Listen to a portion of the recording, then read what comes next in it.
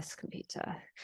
Right, so good morning and welcome everybody. Thank you ever so much for your time today.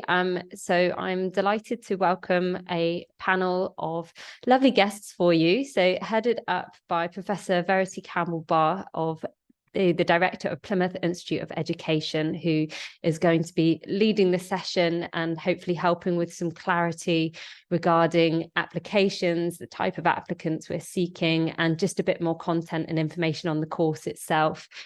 You will find the Q&A button on your screen. So hopefully as any of us are talking, if you do have any specific questions you want to ask, then just pop them into the Q&A and we will address these at the end of the presentation. So just to start things off, hopefully a lot of these faces will be familiar to you, but I will just start off introducing myself maybe. So my name is Bethany Hodnett. I work for the Faculty of Arts, Humanities and Business, helping with their international projects. Some of you may or may not remember me from my previous incarnation at the International Office, where I worked managing the agent network for seven to 8 years. I can't remember how long I was there. So now I've left you in the capable hands of Joyce. So maybe that gives me a good segue to introduce Joyce. So Joyce, if you can unmute yourself and just say hello to. Yes, hello, I'm Joyce Anderson-Bradley. I'm the Agent Liaison Officer. I've been working with Beth for the past 5 years. So I was her job share, and now at this moment in time, I'm managing the agent network with regards to the contracts, commission, and any other questions, training. So I'm here really to field any questions with regards to that. Work closely together with Anna, with Shibomi, obviously Sam from the admissions team. So I'm here primarily to listen and to show my face and to say hello so that people know who I am. That's great. So if I pass on to Anna, if you just want to say a quick hello. Yeah. Hi, everyone. My name is Anna. Some of you we might have met on one webinar or another one. I'm the regional manager in the international office, leading on our recruitment in West Africa, but the entire African continent as well. And as you probably know, I'm working very, very closely with two of our colleagues who are based in Nigeria. One of them, Maria, based in Port Harcourt, who's not here today, but then there is Shibomi, who's based in Lagos. So I hope you're going to find this all very helpful today. That's great. That leads on nicely to Shibomi. If you can say a quick hello to everyone. Okay. Hi, everyone. My name is Ola Shibomi. I'm the Student Recruitment Coordinator for University based in Lagos, Nigeria. I'm sure you must have seen me in your offices one or twice. So we're here to answer any of your queries. Thank you. Thank you. And yeah, if we go to Sam's obviously from our admissions team, I would ask you if you've got any questions for Sam. He will obviously be able to help with general questions regard to specific applicants. If you could, what I will do is I'll put an email into the chat. If you can send on any specific email questions regarding specific applicants, then we'll help field those. But Sam's here today to sort of help with general application admissions-based questions. So I'll let Sam say a quick hello. Yeah, hi everyone. As Beth said, I'm in the admissions team, so we'll be managing all of the applications that come through. So all the MA education applications will come through to us. So if you have any questions on any applications, we'll be able to help. That's great. And last but not least is, as I say, Professor Verity Campbell-Barr is here from our Plymouth Institute of Education. So I will leave you to introduce yourself a little bit more and maybe to start on your slides and presentation. Okay, hello everybody. So as Beth says, I'm Professor Verity Campbell-Barr. I'm the director of Plymouth Institute for Education, and I'm also the person that reads all the MA education applications in order to kind of decide who we think is going to be a good fit for that MA. So I'm going to start sharing my screen so that you can see my slides. So fingers crossed that's come up. Lovely. So as I say, I'm from the Plymouth Institute of Education. We sit within the School of Society and Culture, part of the Faculty of Arts, Humanities and Business. And just to give you a sense of what we offer in terms of the in terms of Plymouth Institute of Education, you can see that we have a BA in Education, we have a BA in Early Childhood Studies, we're introducing a BA Education for Sustainability. There'll be a new 2-year BA Primary Education coming on board in September, and we also have a foundation degree. And then on our MA side of things, we have the MA Education, which is what I'm going to talk to you about today. We also have a MA Maths Education. Just to note, that is online only, and I know that has implications for students and their funding. We also have a post-compulsory certificate in education, so that's for people that want to go on and work in further education. And then we have a PhD and an EdD. So that gives you a sense of who we are and what we offer. But as I say, today I'm going to talk to you about studying for a master's degree. Now, we believe in the Institute of Education that all of our offer is about making transformational experiences for students. We want them to have a good experience here at the university and to go on a journey where their eyes are opened about education in all manners of different ways.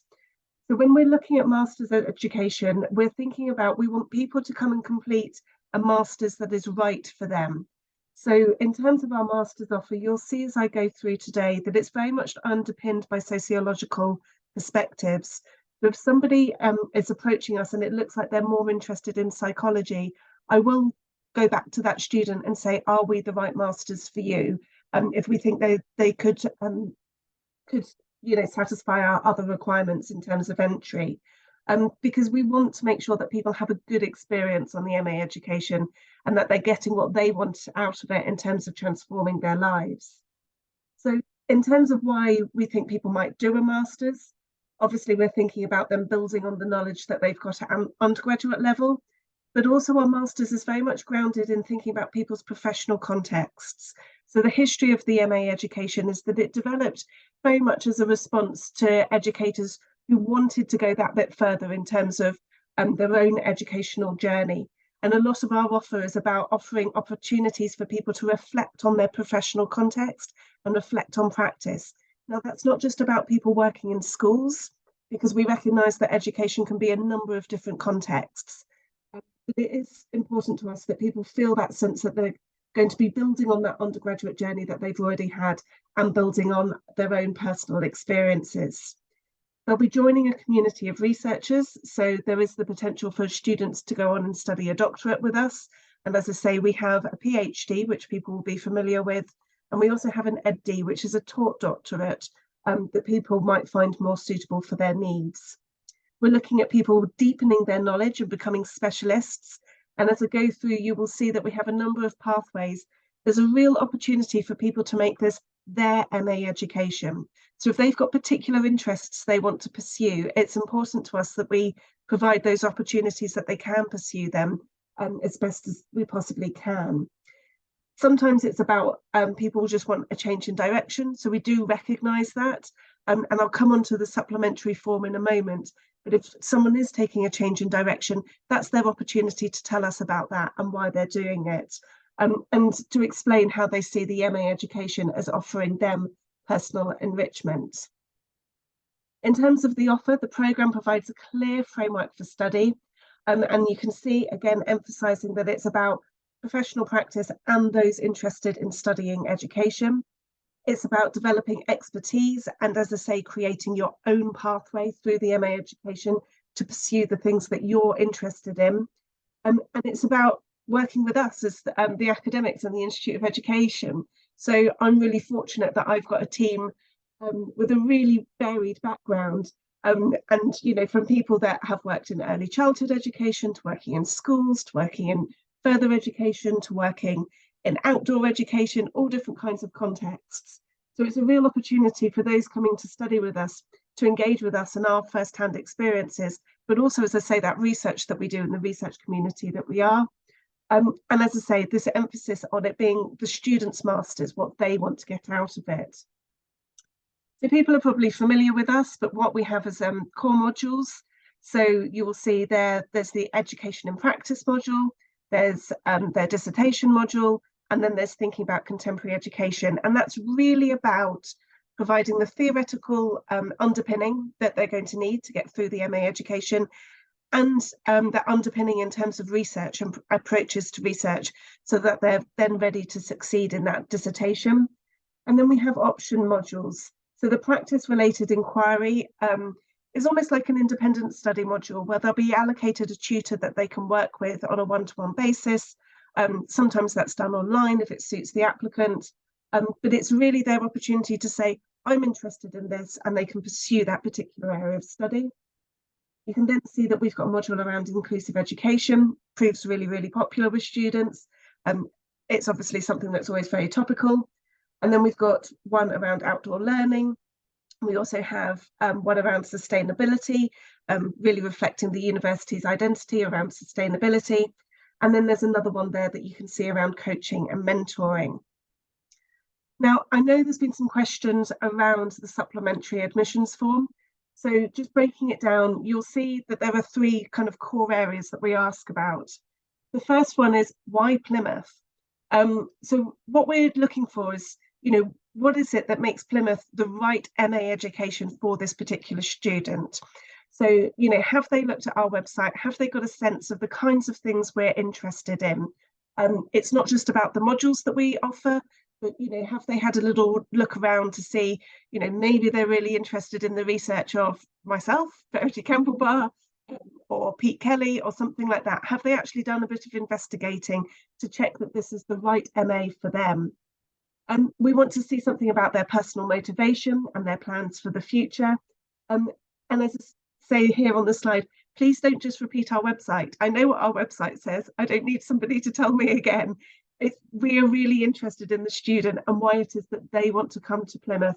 And it might not just be about the MA education, it might be the geography as well that they're particularly interested in. And that's okay. We just want to see that we're the right home for them for their future studies. Again, on the supplementary form, the next question is around asking them about an educational context that they're most interested in. And this can really be anything, okay? So it can go from formal education in terms of preschool, primary school, secondary school, or whatever it might be, or it might be that they've got a real passion around alternative forms of education. So this is really just for us to get a sense of, what is it around education that they're interested in? We then also ask about an educational thinker that has influenced them.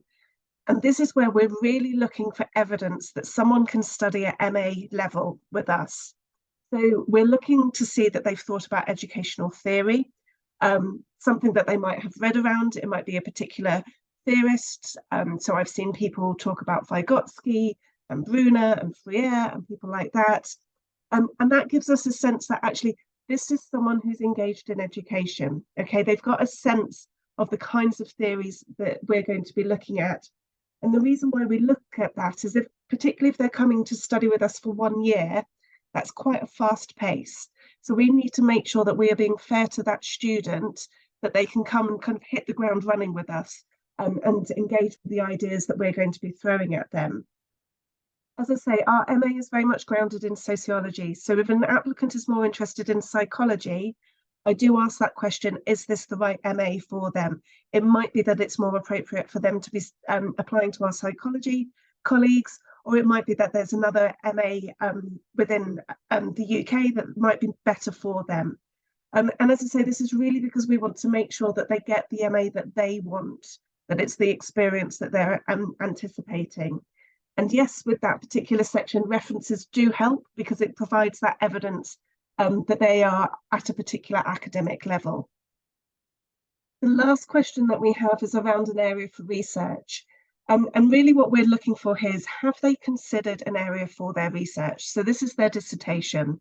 And the reason why we ask this is, again, if they're studying for 1 year, that's really fast paced. To arrive in the UK, settle down, get an understanding of what's going on, and before you know it, we'll be celebrating Christmas. And so it's that idea that we want to make sure that they've thought about what they're going to study so that we can support them with that. It shows their motivation for studying at MA level. We are looking for a little bit of theory. Have they thought about what might be framing that particular research project that they're going to do? And also, have they thought a bit about the methodology, so how they're going to undertake it? And this isn't about setting anything in stone. You know, obviously part of it is when they come and study with us, we will support them with developing their research ideas. But it's that sense that we want to see that they have thought about it. It gives us a sense of what they are hoping to get from the MA education. And again, making sure there's a fit between us and the student, because that's really important to us. We say to all of our students to think about education in the broadest sense. So we think about education as being lifelong and life-wide. So it might be that they're really interested in education for older people. You know, we talk about education going all the way up until 99 years of age. We've had people doing projects in old people's homes because people are learning all of the time and learning in different contexts. So as I say, that we're not trying to confine people in terms of what they want to study. We just want to see that sense that they've thought about it and where they're going to go with it, and that that's part of our philosophy. Because what we want them to be doing is joining this education community that we are. It's really important to us that our students feel that they are joining us as Plymouth Institute of Education, and us as an Institute of Education see ourselves very much as part of the wider education community. So it's important to stress that this is not a master's that will enable them to get a teaching qualification, but we will support them to go out and visit local schools if that's what they're interested in, free schools if that's what they're interested in, further education, whatever it might be, because it's really important that they're not just coming to study with us. It's like they're joining a great big family with us and they're part of that community. You can see here in terms of comments that we've had from our students in the past, that they do talk about it being challenging, that they do talk about it being inspirational as well, and that's been refreshing for them. That it gives them that sense of purpose and perspective, and it's re-energized them in terms of their enthusiasm for education. And you know, our students say that sometimes we do make them feel a bit uncomfortable. You know, we will challenge their ideas. We want them to really think about education. But then, you know, that's something that they can take back into their professional context, whatever that might be. And then lastly, I'm sure people have already shared this, but you're coming to join an Institute of Education that as part of a wider university has TEF Gold now. And that just really reflects the quality of what we're delivering here at the Plymouth Institute of Education, but also in the wider university as well. So I'm going to stop sharing and then see if any questions have come up, because I think that's often the bit that's more helpful for people than me rabbiting through a whole load of slides. That was really helpful. Thank you, Verity. Yeah, it's good to have some sort of clarity on the type of applicant that you're seeking. I will kind of open it up to the agents that are on the call. We've obviously got the Q&A function at the bottom. If anybody does want to speak, then you can kind of raise your hand and we can do questions that way. But otherwise, we have had one through just asking about third class degrees and are there any plans arrangements. So that one has been answered with clarity about the requirements for the programme is a 2-2 or above. Other professional qualifications might be considered if they've got relevant work experience, for example, but usually the third class applicants would be directed to our Navitas partner college, who I'm sure you're already all familiar with, but they offer a pre-masters in education, which obviously then links onto our master's program. So that would usually be the route that would be suggested for third class applicants. But if anybody else has any questions, then do put them in the Q&A section. Otherwise, in the meantime, I'm not sure if any of the panelists have anything to add. Yes, Anna, please unmute yourself. Right, this is a question to Verity, but probably others will probably ask the same question as well.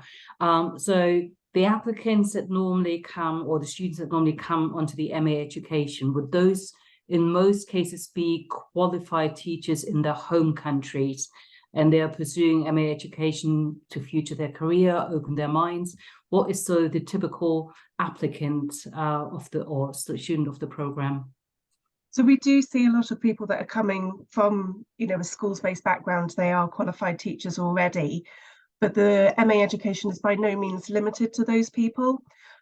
So, for example, I've had people that are working in health professions, and suddenly they're finding that they've got to mentor students.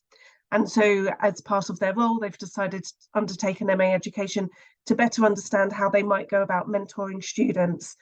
We have people with social work backgrounds who perhaps are looking for a slightly different change in direction. So it's really about anybody who's interested in education. And as I say, our sense of education is lifelong and life-wide. So this doesn't limit it to just people that are in a kind of traditional school-based context.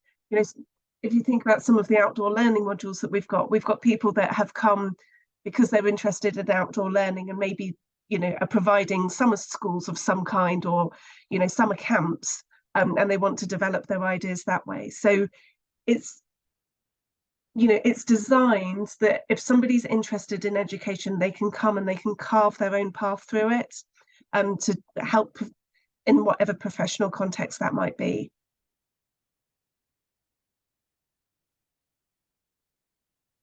Yes, Joyce. Yes, I don't know whether you want to confirm a little bit about whether we've got any scholarships for these courses.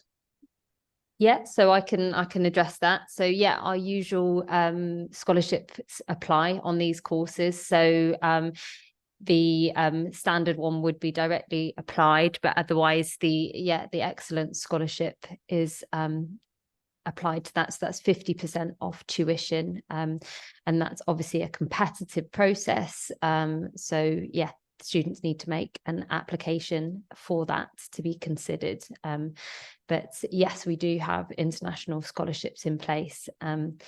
And if anyone has any further questions on scholarships in general, then the international office, or I can also put my my direct international email in the chat as well shortly. I think I can see something along. So this might be something for Sam to be answered. So this is what about the questionnaire process. Why is the Plymouth questionnaire taking so long to be answered? Somebody was saying. So I don't know if anybody can comment more directly on that process at the moment and what kind of application times are looking like. Which questionnaire is that the? I presume it's related to the credibility questionnaire situation, but that's dealt with by our compliance team at the moment. So that is being answered, but because there's so many to do, that it's taking a little while to complete at the moment. But we are working, all the compliance team is working their way through them. It's just a bit of a long process, but they will be completed. Yeah, and can I chip in? They are recruiting for more people within the admissions team, Yes. to alleviate and assist with the UKVI compliance team, and they will be dealing with the credibility questionnaire. So hopefully this will be sped up. That will speed up the process. Yeah. That's great. And also there have been delays. There have been delays for the January entry because of the late enrollment dates as well. As you may know, as our partners, we actually extended the latest enrollment dates up to October in some cases, and that then because the UKVI team is also dealing with the enrollment side of things, so that again has led to a bit of a delay in getting back or answering the questionnaire. But as Joyce said, hopefully with the additional 4 members of staff, we should not see delays as we have seen in the previous recruitment cycles. But I also think if there was a specific question, maybe the agent could contact Sam directly, and ask a specific question about a student. Yeah, that's fine. No problem. Yeah. So yeah, as I said, obviously Sam can't kind of deal with on the call kind of individual cases, but yeah, if there are specific students that you've been waiting a while or you want to have an update on, then yeah, do get in touch and we can deal with individual follow-ups and queries outside of this session itself. But yeah, Anna. Again, 2 pieces of good news for our partners on the ground. The one is that the overall turnaround time of standard applications really has improved tremendously. I get the latest application numbers every single day, and I look at them.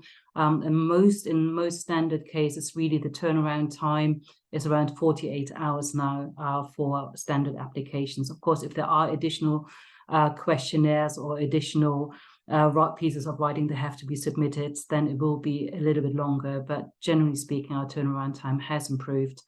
And the second very good news is that we also have extended our latest application dates. Sam, can you confirm the exact last application or latest application date? Sorry, is that for January entry? Yeah, for January entry, yeah. I don't have the top of my head, but let me just I feel like it's the 3rd of December. Exactly. I believe it was. 3rd of Sorry, December. Yes, it is. Yes, didn't mean it to is. put you on the spot. No, that's okay. Yeah. No, I have it on me. It was just right behind me. So yeah. 3rd of December, yeah. So the 3rd of December, as you will know from your other partner universities, is actually quite late. Most of them will already close their applications in the middle of November. So there is still time to direct your students, if they do want to study MA education, to direct them to Plymouth, because our latest application date is the 3rd of December.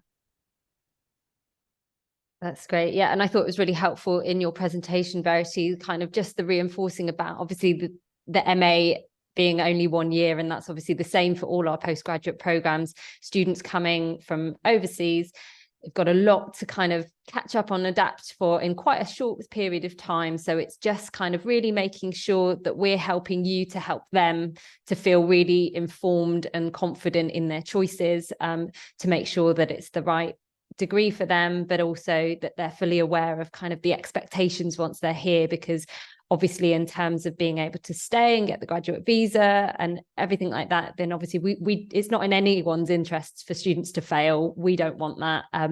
So we want people to be well supported, well informed. So hopefully having a bit of a kind of information session from Verity today is just giving you a bit of a clearer idea of the type of course it is, but also the type of applicants that we're seeking. Yeah, and as I say, I'll pop my email in the chat, because if there's anything that's more faculty specific, subject specific, then I can kind of help field those type of questions. Even if it's a case of, you've got a student and you're not quite sure if they're the right fit and you just want to kind of have some clarity, then that's kind of where myself and my colleagues can kind of help, because yeah, obviously it takes time for everyone to do applications, it takes time to assess them, so we're trying to kind of just make sure that everyone on both sides is really well informed, so we can kind of make sure we're helping you to kind of get the best applicants possible to Plymouth. I can't see any more questions in the chat. I don't know if anybody has anything still that they want to say. Joyce? Well, just to make sure that, of course, everybody received the invite for this webinar via the newsletter, but maybe also via the WhatsApp chat with Olusegun. But if you didn't receive it, or if you are not on the newsletter list, the agent newsletter list, and you would like to, please email international.office@plymouth.ac.uk, so that you will be informed about all the events, including obviously the Faculty of Arts, Humanities and Business, other events. Yeah, that's great, because we sent through an education specific newsletter through that mailing list recently, which had a form as well, which outlined some of what Verity's gone through today in terms of the supplementary form. So yeah, the newsletter is a really useful kind of point of contact for kind of getting those bits of information through. So they'll obviously use it to kind of let you know when there's kind of immigration visa changes, things like that, but also those subject specific bits of information, access to kind of useful videos to kind of help inform your applicants, and otherwise just to help you kind of navigate to the key pages on our website. So if you're not on the website, then yeah, I'll pop the emails that I'm kind of typing and talking, but yeah, I'll pop the emails in the chat now. But yeah, is there anything else popped up on the Q&A? I can't see anything popped up on the Q&A. So hang on, let me just press everyone. So that's International Office, AHB International. Right, so yeah, so international.office is obviously the one that you mainly will use anyway, and that's for kind of any sort of general applicant queries, agent queries, and then AHB International at Plymouth.ac.uk is picked up by myself, and that can be anything that is related to the Faculty of Arts, Humanities and Business, and I can help liaise with the relevant schools. Obviously, we've got the Plymouth Institute of Education, which sits within our School of Society and Culture. We've got our School of Art, Design and Architecture, and we've also got the Plymouth Business School as part of that faculty. I think if there are no further questions, I will stop the recording and just thank everyone for their time. I hope the session has been helpful to our West African agent network, but if there's any sort of feedback or questions that you kind of want to ask outside of the session, then do reach out to us afterwards. All being well, if the technology has been on my side, there should be a recording afterwards, so I will do my best to get that sorted. Otherwise, I will be able to circulate the slides that Verity has spoken through today, and also the supplementary form sort of additional advice that was sent through earlier as well, so we can kind of reiterate those useful links for you. And yeah, we can certainly look to do more of these subject specific type sessions as required by yourselves. So do feedback to either the team in West Africa or through Joyce or Anna in the international office. If there's any specific subjects or queries that you're getting a lot of, then you know, just let us know, and we're happy to set things like this up in future. So yeah, if there's no further, there you go. I've been waffling, so there is a question. There we are. So how long is it? So about the credibility questionnaire. So obviously we don't have anybody from the UKVI team on the call today. I can try and see if I can get a bit more of an update from them in terms of their timeframes. I don't know if anyone else can help with a kind of rough timeframe on that. The standard answer is that it takes up to 14 days. That's the automated reply that you get. But it is on my to-do list to have a chat with the UKVI team to see that they can speed up the turnaround time. Because as I said, the general turnaround time for the applications really have improved through the admissions team. So it is really sad if there's no hold up because of the credibility questionnaire. But this has been discussed sort of on a relatively high level. So, and it's on my to-do list to bring it to the UKVI team. I'll do this later today. That's great. Thank you, Anna. And thank you, everybody, all our panelists today for your contribution, and in particular to Professor Verity Campbell-Barr for leading it. Yeah, we've had a great amount of participants. So thank you ever so much for your time today. I won't keep everyone any much longer, and because there doesn't seem to be any more questions on the chat. So I will stop the recording here and just thank you everyone for your time and wish you all a pleasant day ahead. Thank you ever so much.